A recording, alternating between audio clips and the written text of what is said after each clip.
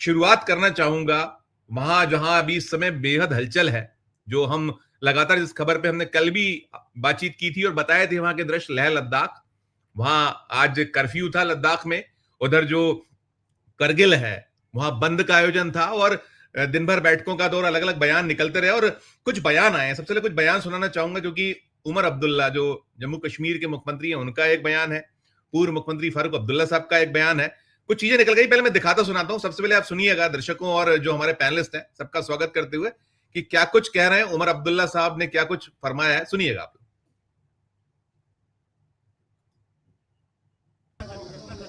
और अफसोस है, कीमती जानें वहां गई हैं, कई लोग जख्मी हुए हैं। मैं तो सिर्फ उन्हें अपील करूंगा कि कानून को अपने हाथ में ना लिया जाए। सर केसीसी बाकी एक ना, मुझे बात खत्म करने दीजिए। जी सर बोलिए सर। कानून अपने हाथ में ना लें, उनको जो है अमन का जो है रास्ता इख्तियार करना चाहिए और गवर्नमेंट ऑफ इंडिया को उनकी जो जायज़ डिमांड हैं उन पे जो है गौर करना चाहिए। इतनी हम यहाँ से बात कर सकते हैं।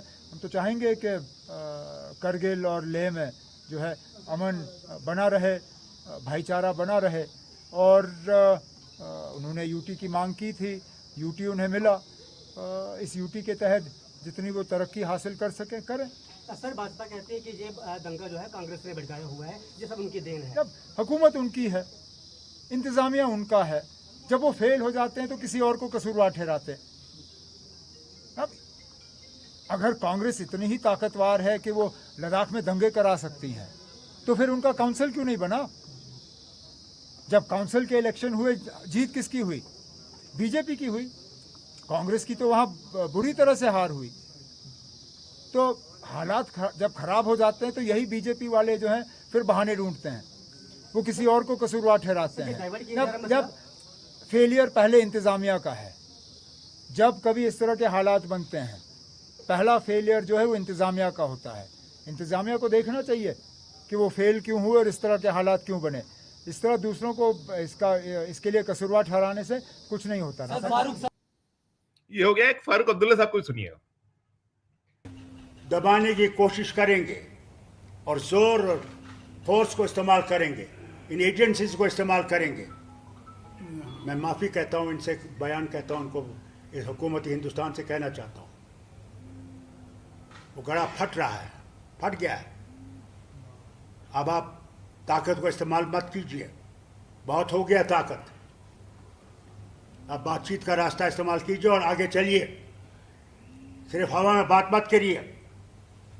बात कर रहे हैं, 6 महीने के बाद फिर बात करेंगे।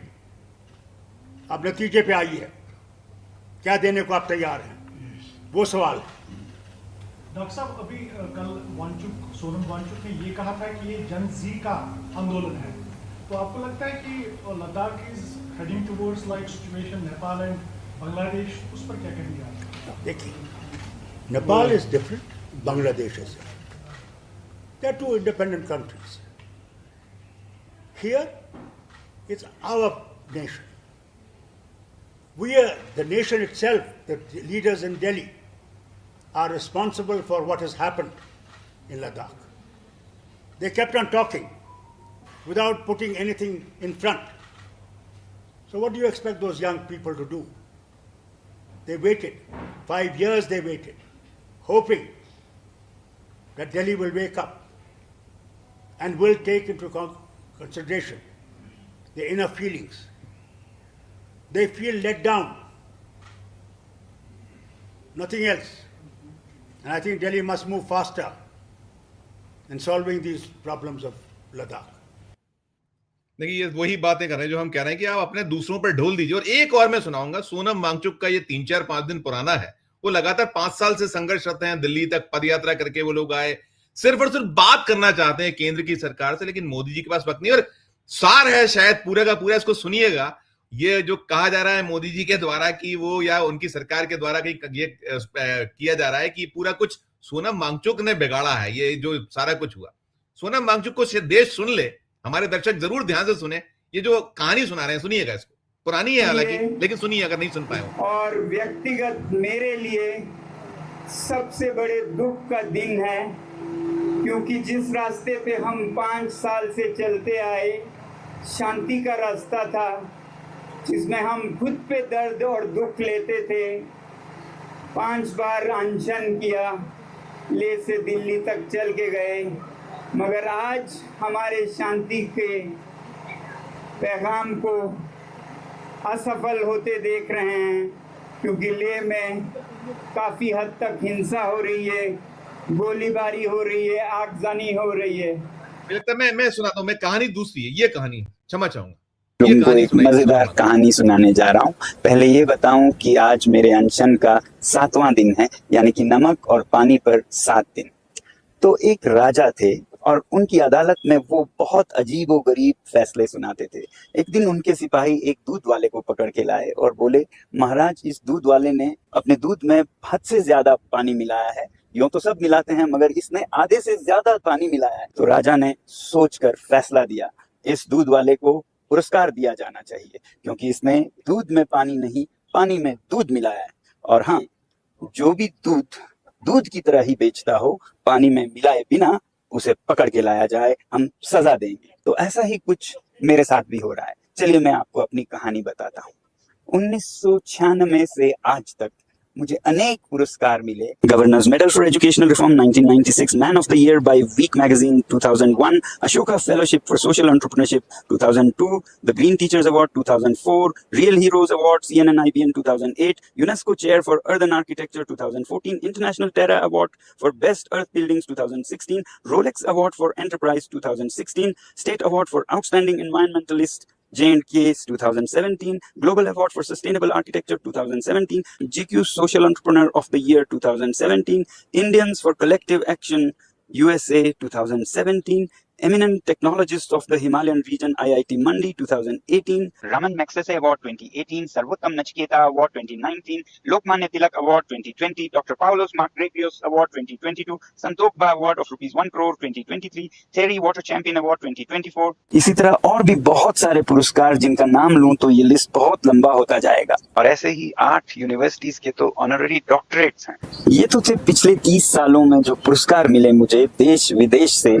अब देखते हैं अगस्त और सितंबर के महीने में मुझे क्या पुरस्कार मिले सरकार की तरफ से। याद रखिएगा, अगस्त सितंबर बहुत जरूरी महीने हैं, क्योंकि अक्टूबर महीने में यहाँ के हिल काउंसिल के इलेक्शंस होने वाले हैं। और इससे पहले इलेक्शन जो कि 2020 में था, उसमें सरकार ने लद्दाख के लोगों से साफ साफ वादा किया था कि वो 6वें अनुसूची में शामिल करेंगे लद्दाख के पर्यावरण और लद्दाख की संस्कृति को। अब समय आया है कि उन वचनों को पूरा करें। सबसे पहले अगस्त 4 को एक FIR आता है, जिसमें कि एलिगेशन है कि हम पे सेडिशन का मामला है, देशद्रोह का, उस आदमी पे जिसने चीन के सामान का बहिष्कार का आंदोलन चलाया। उसके बाद फिर एक चिट्ठी आती है डिप्टी कमिश्नर से कि जिस जमीन पर हमारा विद्यालय बना है वो वापस लिया जाएगा, क्योंकि हमने लीज नहीं भरा। जबकि देरी सरकार की तरफ से होती है, क्योंकि नए यूटी के लीज पॉलिसीज नहीं बने हैं और उसके बारे में उन्होंने पत्र लिखा है और हमें कहा कि आप कंस्ट्रक्शन जारी रखें। उसके बाद फिर हमें इनकम टैक्स के समन्स आते हैं, उस आदमी पर जो लद्दाख में जहां इनकम टैक्स लागू ही नहीं होता वहां भी अपना इनकम टैक्स देता है एक राष्ट्रीय दायित्व के तौर पर।